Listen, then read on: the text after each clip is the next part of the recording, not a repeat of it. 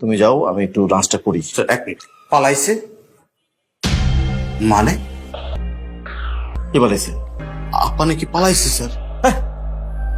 কি কয় বলো তুমি? হ্যাঁ স্যার সত্যি, হেলিকপ্টারে করে পালাইছে স্যার।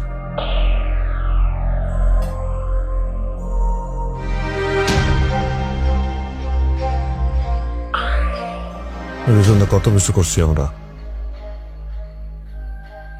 মানুষের মারছি, ফোন করছি, রুম করছি।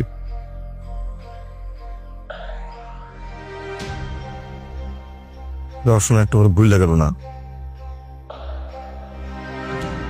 কইলো না একটা বার। আমরা আমরা আমরা পালাইতে না, আমি কি হবো? আমগো বেইমান। এখন কি করবেন স্যার?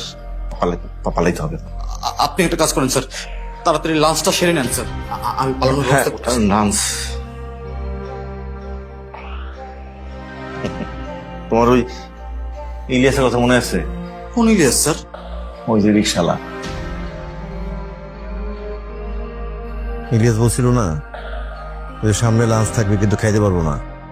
দেখো, সত্যি সত্যি সামনে লাঞ্চ আছে কিন্তু খাইতে পারতেছি না। আল্লাহর কথা শুনছে, বুঝছো? আল্লাহর কথা শুনছে, আল্লাহ ওর কথা শুনছে। এখন তুমি চাইলেও খাবার খাওয়ানোর গলায় দিয়ে ঢুকবো না, আমার কথা জড়াই দিতেছে। জানো কি করবো? স্যার আমি একটা উপায় পাইছি। এই যে বোরকা, এটা পরে নাও। এটা পড়লে আপনারা কেউ চিনবো না। আর আন্দোলনকারীরা অনেক কাছাকাছি আয়া পড়ছে। আপনি বোরকাটা পরে নাও।